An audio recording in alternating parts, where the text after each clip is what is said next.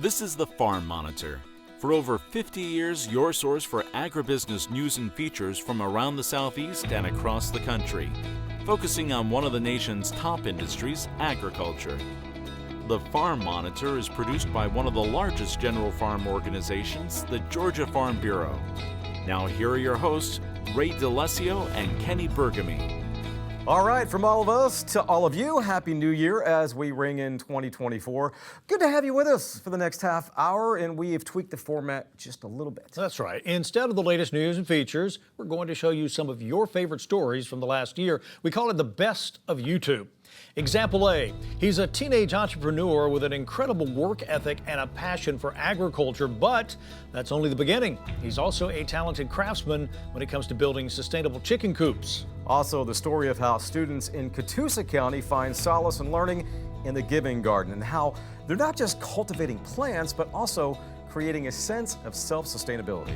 And then later, the story that continues to touch the hearts of everyone worldwide. The hero sheepdog who protected his flock and nearly died in the process. The best of YouTube starts right now. Well, this next young man squashes all those teenage stereotypes. Disrespectful, entitled, no work ethic whatsoever. Yeah, none of those apply here. Not only does EOB Needles understand the value of hard work, but he's also using his creativity to turn heads with a successful business. It's a story about breaking down stereotypes and showing that there are still plenty of young people out there who are making a positive impact on the world around them.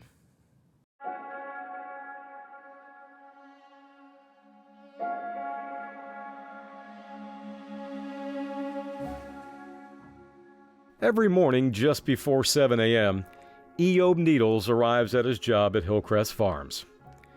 He cleans the milking parlors, feeds the calves, and never seems to take a break.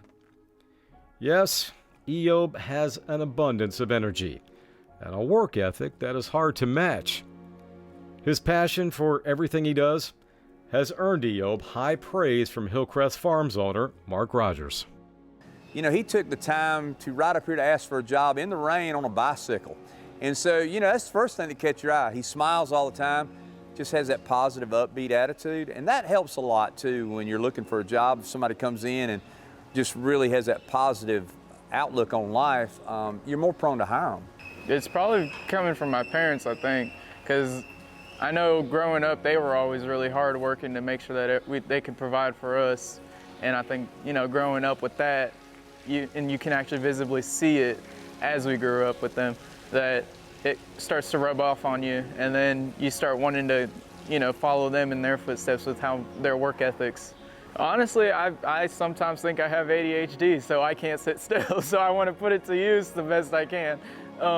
If I sit still too long, I end up just, you know, going out of my mind, so I go out and I try to figure something out to do, like, hey, I want to do this, so I'm going to do it the best I can, and I'll just work on it as long as I can, you know? At 18 years old, EOB acts and talks like a person who has been around agriculture his entire life. Truth is, he's a relative newcomer, just over 3 years in fact. When asked what he loves most about agriculture, he doesn't hesitate to answer. Oh, definitely number one's the animals. I love animals so much. I mean, I'll spend as much time as I can in whatever free time I have with animals, like at our house or whenever I'm here. At the end of my shift, I'll clock out and then I'll go back to my favorite calf, Bella, and I'll kind of play with her a little bit. And then I'll go home and then I'll hang out with my puppies. We've got three Great Pyrenees, 2 of them are pups, but I'll hang out with them for the start of the day and then I'll go back to work with my other job. But I just love the animals and I love being outside and I love working with my hands, and that's what agriculture provides you, is animals and outdoor work. Did you catch what he said there? That other job? You see, by noon, EOB's day has only just begun, even though it started at 7 a.m. For one, he's homeschooled, and just like every other teenager, he has to do his schoolwork before he can begin that other job, which is building chicken coops. But these chicken coops are not your average coops. Some would say they're architectural masterpieces.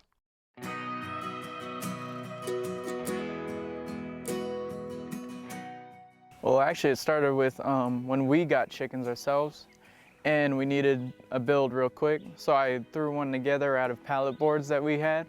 It was actually my brother-in-law worked at Thompson, and they had a lot of pallets, so we grabbed some of them and I threw some together. It was like 100% pallets.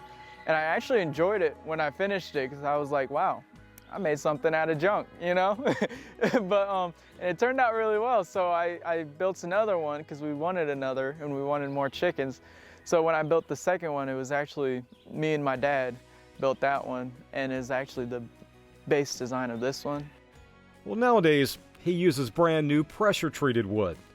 Still, he practices sustainability by recycling all the wood he uses and reselling it. His attention to detail and his craftsmanship are impeccable, and his chicken coops have become very popular. Just the effort he goes to do a really good job and satisfy the customers that he's selling them to shows that he's aware of how to market things. So I like seeing that in any young person, to try to really do a good job and go beyond what is expected. When I sell a coop, I'll even wait a couple weeks, and then I'll come back and message the buyer, and I'll ask them is there anything wrong? Is there anything you want me to fix or that I should fix for the next one? And I'll take their feedback and I'll apply it to the next build. So it started with pretty much nothing, and then it's built up to an actual business that I actually really enjoy to do, and I actually have grown into having all these different tools now instead of just working with a hammer and a crowbar. But starting that way actually allowed me to understand it takes work and it takes dedication to actually build your way up. Despite his busy schedule, EOB is determined to succeed in all his endeavors. He also knows he has a bright future ahead of him, and he is willing to put in the hard work to make his dreams a reality. His passion for agriculture and his talent for carpentry make EOB a valuable asset to his community, and he has already made a name for himself at such a young age. He's going to be successful at whatever he does, and that's one thing we try to instill in all the young people here, is do a good job. That carries into any job you're ever going to do anywhere in society. So we're not necessarily thinking that they're going to dairy full-time when they leave here, and we hope some of them do stay. But some will go on to bigger and better things for them, and that's great. But we want to install that work ethic that they're going to need to succeed.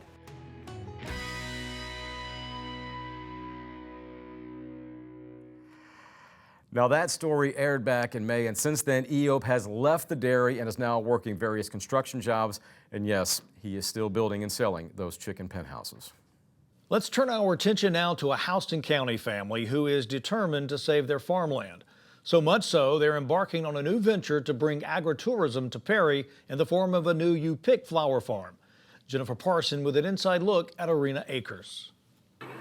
I have zinnias, cosmos, 4 different types of celosia, and then some herbs. It's the first year for Arena Acres, Samantha Lineberger's You Pick farm in Houston County. Pairs of clippers as well?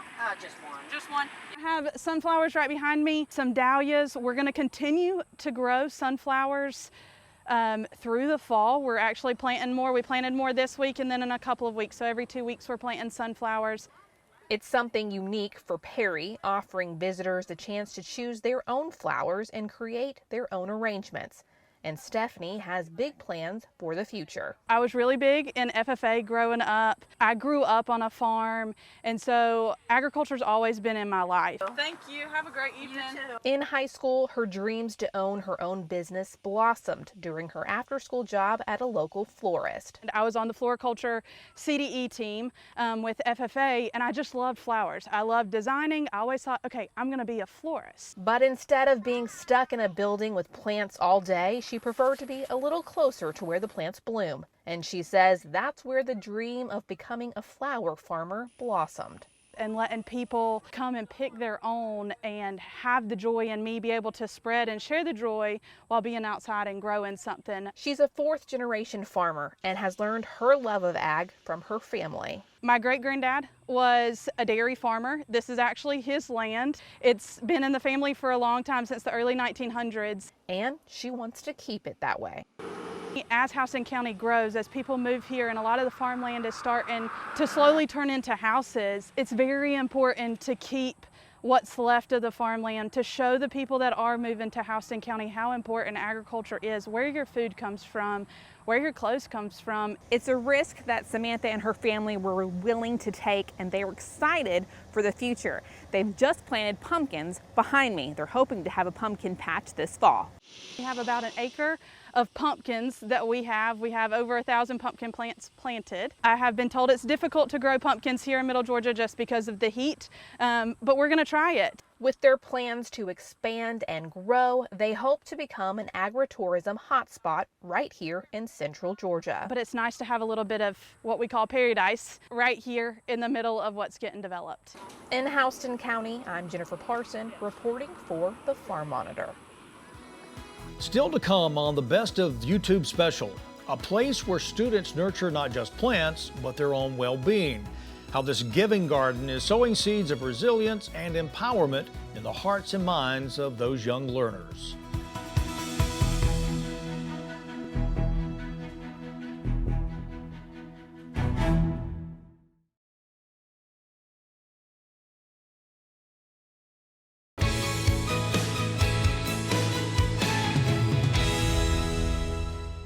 Kenny Burgamy and Ray DeLesio back with you as we continue our Best of YouTube special.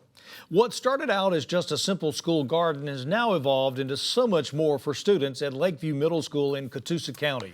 Yes, it has. As John Holcomb tells us, both the staff and students quickly learned the value of what growing your own food can do for the body and the mind. Here at Lakeview Middle School in Catoosa County, these students are hard at work tending to their school garden, known as the Giving Garden, a project that has become an oasis for them as it's used as an outlet for kids that maybe need some extra attention.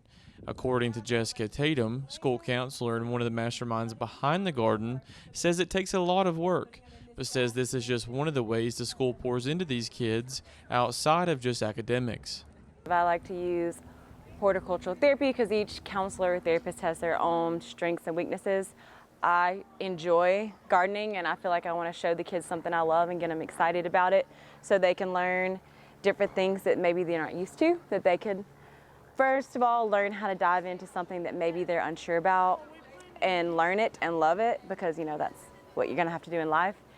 And as far as therapy in the classroom, sometimes I honestly, for a school counselor, just giving the students a break in the fresh air, letting them use their hands and have tangible sensations, it helps a lot when they go back, especially our ADHD kids.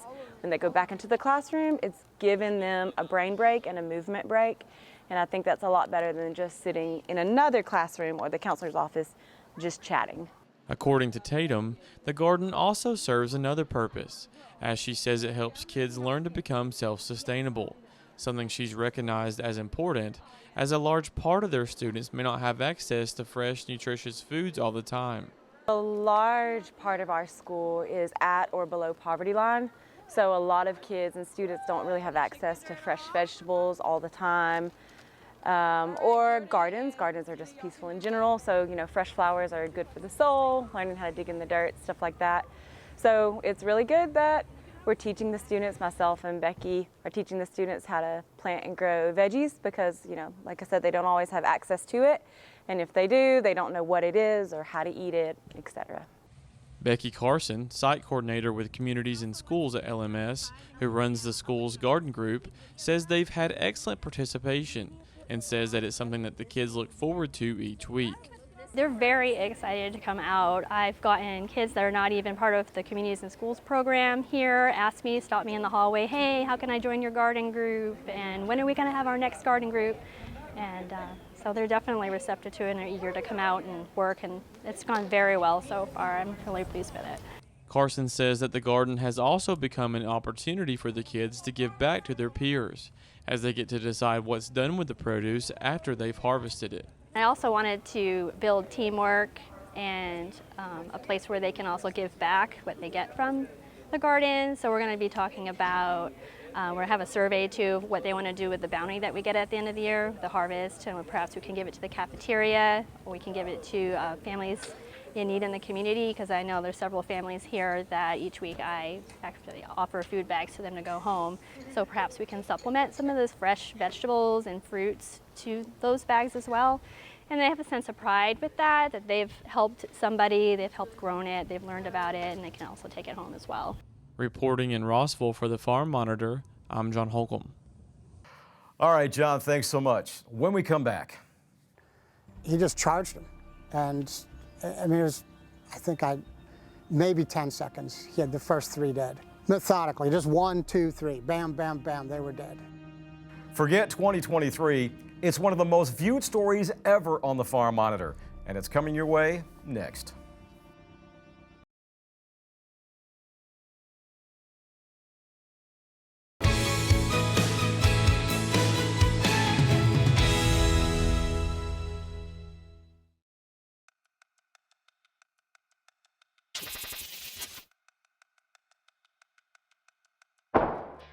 Common name privet, seen most often as Chinese privet.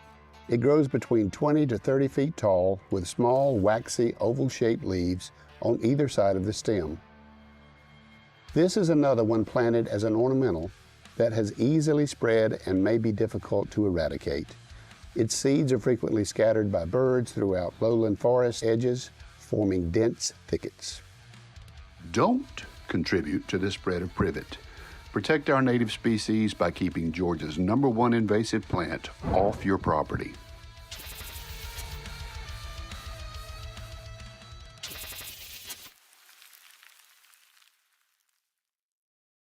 Well, last but not least, our #1 YouTube story of 2023. Yes, sir. Our internet sensation, Casper, the fearless Great Pyrenees from Decatur, Georgia. With over 420,000 views and 14,000 likes, his story, which first aired in March, is the 4th most viewed on our YouTube page since 2009. Now, bottom line, people just cannot get enough of Casper's bravery as he protected his sheep by taking on multiple coyotes and nearly sacrificed his own life in the process.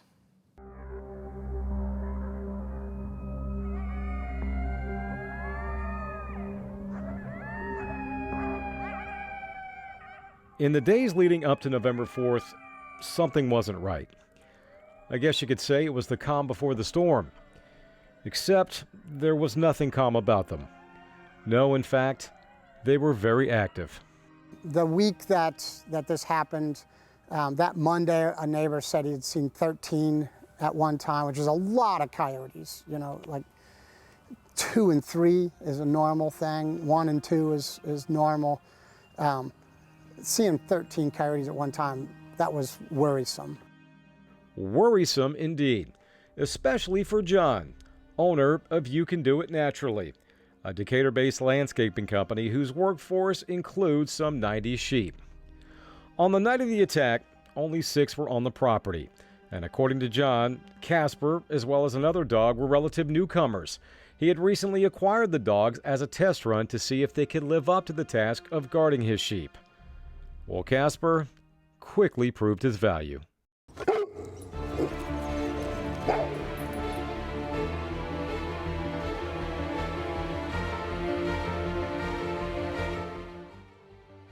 He just charged him. And I mean, it was, I think maybe 10 seconds. He had the first 3 dead. And Methodically, just 1, 2, 3, bam, bam, bam, they were dead.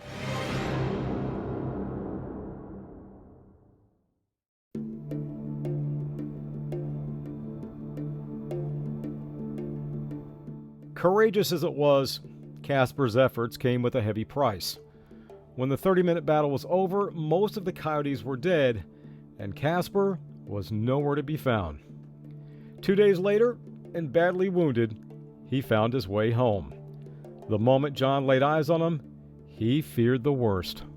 I thought we were going to have to put him down. I didn't think he'd make it another couple hours. He was terrible. was everything badly infected. And he just had these huge wounds. I mean, just one of them on his side was like this, and the one on his neck was like that. And I thought his one ear was torn off, but it was just matted back with blood. And you know, all the hair was gone, and his tail was, you know, missing about half his tail, and he wouldn't even let us get close to his tail. And so the first thing was clean him up enough to be able to assess, you know, do we take him to a vet or not?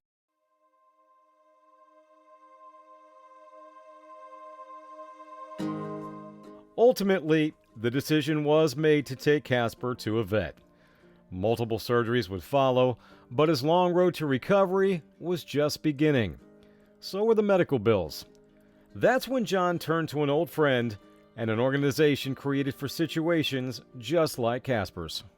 I think 15, 16 days or so, he was at the emergency vets. That's a lot of money. And then he went to Lifeline, and you know, it's a spay-neuter clinic, right? But Dr. Susan Brosman, she and the team over there they're just wonder workers. We didn't know what we were gonna expect coming in there, and we were like, surely he's like half dead. But he come in and he had this wound that was massive, but other than that, he was still in good spirits and, you know, such a good boy. And how's this for an added bonus?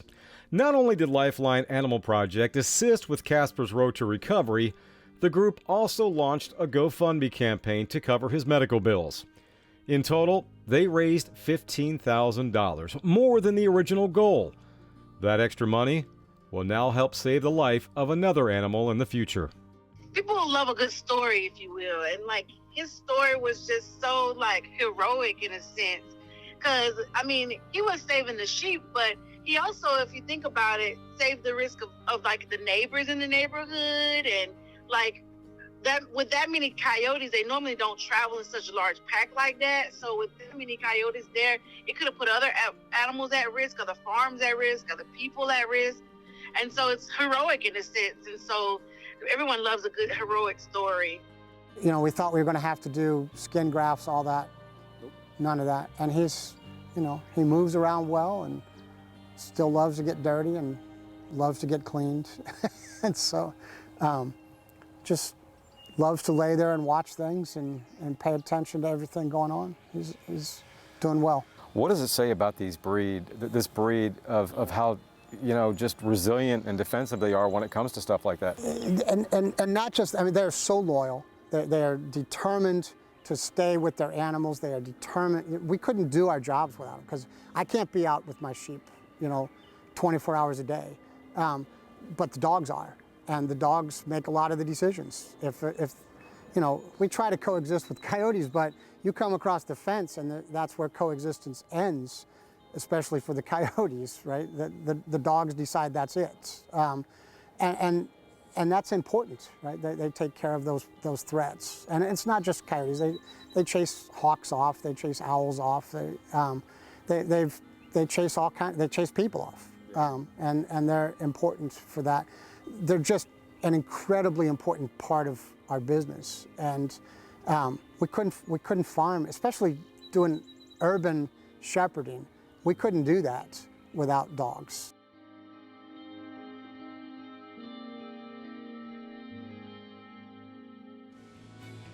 What a special canine. Well, folks, that is going to do it for our annual Best of YouTube edition. Next week, we're back with all new stories and a new outlook for 2024. Thanks for watching, everybody. Stay safe, and we'll see you next time right here on the Farm Monitor. Happy New Year.